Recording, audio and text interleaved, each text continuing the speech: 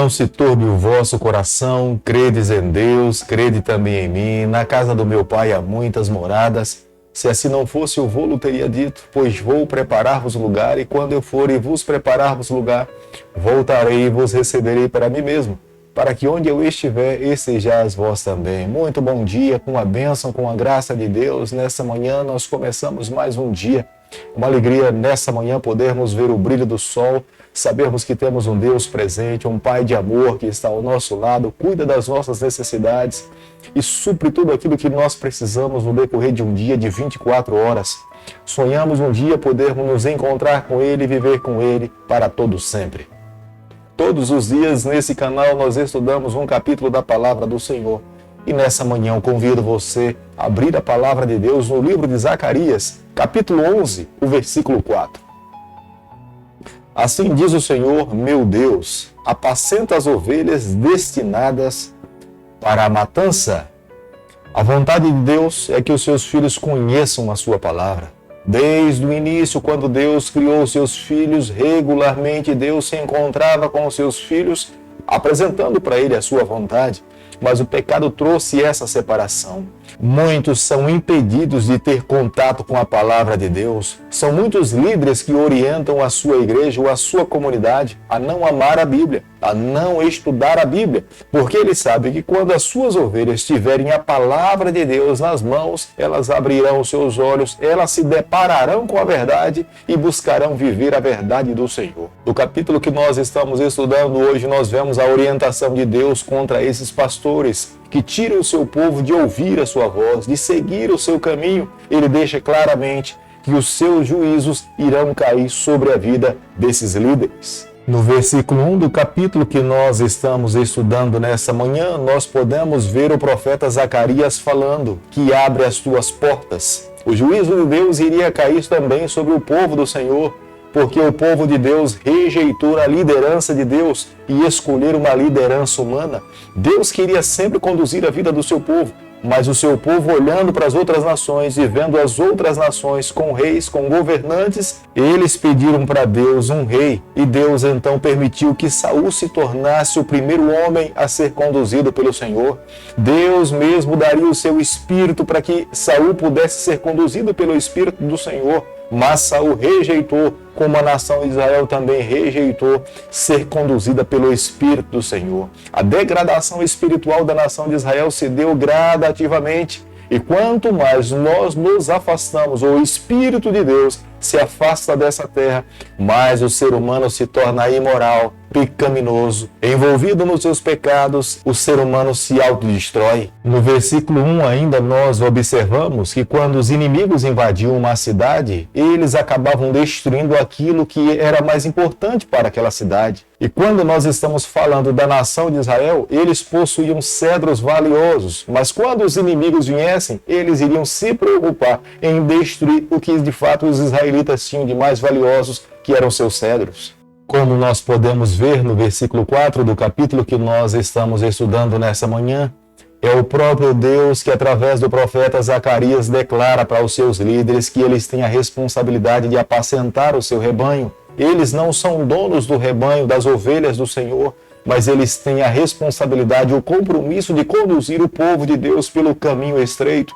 Se eles não cumprirem com o papel, a responsabilidade que tem nas mãos de conduzir o povo de Deus pelo caminho correto, será o próprio Deus que irá derramar os seus juízos sobre os seus líderes. Alguns líderes acabavam enriquecendo pelo trabalho, cuidando das ovelhas, mas Deus nesse momento condenava esses líderes que enriqueciam, e eles falavam que traficavam e até vendiam as ovelhas e se gabavam do dinheiro ganho pela venda dessas ovelhas. Seria o próprio Deus que iria julgar esses líderes. Deus não se agradava da postura desses líderes e o próprio Deus seria o responsável em destruir e eliminar o desenvolvimento desses líderes. Zacarias capítulo 11, o versículo 7, a Bíblia diz o seguinte: apacentai, pois, as ovelhas destinadas para a matança, as pobres ovelhas do rebanho.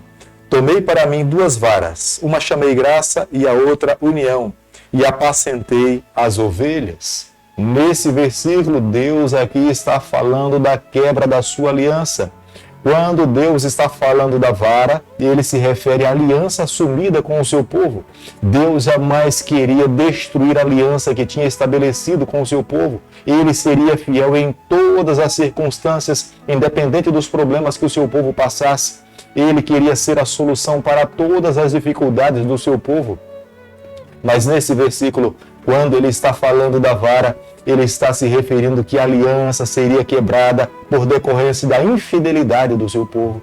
Por eles não se manterem fiéis ao Senhor, as bênçãos do Senhor não iriam cair sobre a vida dos seus filhos. Embora a graça do Senhor fosse abundante, embora a graça do Senhor fosse incomensurável, se Deus continuasse a abençoar aquele povo rebelde, eles continuariam nos seus pecados, na sua vida, e no final eles se deparariam com a morte. Mas como um recurso para tentar salvar o seu povo, ele permitiria que o seu povo fosse castigado, levado para o cativeiro, para que lá no cativeiro eles entendessem que Deus é soberano, que Ele é grandioso e somente a sua pessoa é digna de ser adorada. Observando ainda o versículo 7, nós podemos entender que essas duas varas também elas podem ser representadas como sendo o reino do norte e o reino do sul.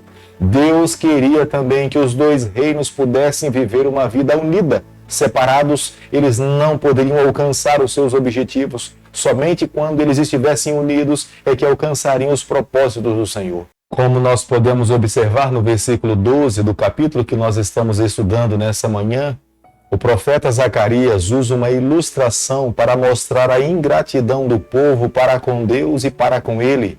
O profeta Zacarias pergunta a respeito do seu salário, porque a nação de Israel deveria tomar as suas palavras como sendo palavras divinas para salvar o coração e a vida daquela nação, mas eles rejeitavam as palavras do profeta Zacarias, e ele pergunta pelo seu salário. Mas o coração do povo estava tão envolvido nos seus pecados que eles não estavam dispostos a ouvir o profeta Zacarias. E o profeta Zacarias reconhece que daquela geração, daquela cidade, ele não iria levar nada. Ele deixaria aquela nação a colher os frutos das suas próprias escolhas, das suas próprias decisões. Nos versículos 15 ao versículo 17, o profeta Zacarias tem a responsabilidade de assumir um papel de um pastor insensato. Ele deveria tomar das ovelhas o que pertencia às ovelhas, para que eles entendessem. Deus não agiu dessa forma em momento nenhum com o seu povo. Pelo contrário, Deus, como sendo um bom pastor, em vez de tirar, ele ofereceu tudo o que as ovelhas precisavam. Mas o profeta Zacarias, nesse momento, ele recebe a responsabilidade de fazer o inverso. Ele deveria tirar o que de fato pertencia às ovelhas, para que elas fizessem a distinção entre o bom pastor e um pastor ruim. Deus sempre se apresentou como sendo o bom pastor. Deus sempre cercou os seus filhos com as melhores bênçãos. Deus sempre queria que o seu povo alcançasse os maiores limites da terra. Quando Deus orientava que eles não deveriam se casar com as pessoas daquela terra de Canaã, o objetivo principal era proteger o seu povo, levar o seu povo a viver uma vida fiel. Mas pelo fato deles rejeitarem a Deus, Deus iria permitir que maus pastores, como estava acontecendo naquele período, oprimissem o seu povo para que eles caíssem na realidade, compreendessem o seu estado de pecaminosidade e houvesse uma oportunidade de haver salvação. O verdadeiro pastor sempre estará preocupado com o que Deus pensa a respeito dele. Ele não se preocupa com as opiniões das pessoas, mas a sua principal preocupação é saber o que Deus está pensando a respeito da sua vida, se ele tem vivido uma vida fiel, se ele tem cumprido a palavra do Senhor, se ele tem ensinado as verdades que estão inseridas na Bíblia. Ele pode até ser rejeitado por uma grande maioria, mas será sempre amparado pelo Senhor. Da mesma forma como os israelitas tinham rejeitado o profeta Zacarias, os israelitas também rejeitaram a Deus, deram as costas para o Senhor. Embora Deus tivesse cercado com inúmeras bênçãos, eles estavam dispostos a se curvar diante aos deuses feitos por mãos humanas, Baal, Astarote e outros deuses de madeira e de pedra. Deus lá do céu, olhando para essa terra, não podia suportar tamanha aversão à sua pessoa, em tamanhas bênçãos que ele tinha derramado sobre a vida do seu povo. Hoje, amigo, cabe a cada um de nós também olharmos e avaliarmos a nossa vida, se não temos tomado a mesma atitude, se não temos agido do mesmo jeito, Quem é que é de fato doador de todas as bênçãos para nossas vidas? Será se na nossa caminhada nós temos nos voltado para Ele com palavras, com oferta, com expressões de gratidão? Ou as nossas ações sempre são contrárias a eles e em favor de outros deuses que estão nesse mundo? É o momento para uma reflexão e buscarmos servir ao Deus real, aquele que nos abençoa e que conduz a nossa vida. Querido Pai, em Tuas mãos, nessa manhã nós nos colocamos, queremos viver exclusivamente para o Senhor. Toma o nosso coração, perdoa os nossos pecados, nos conceda a graça de vivermos exclusivamente para Ti. Fica conosco, nos abençoe. É o nosso pedido e a nossa oração e nós fazemos em nome de Jesus. Que o Senhor te abençoe e te guarde. Que Ele faça resplandecer o seu rosto sobre você. Que Ele tenha misericórdia de você.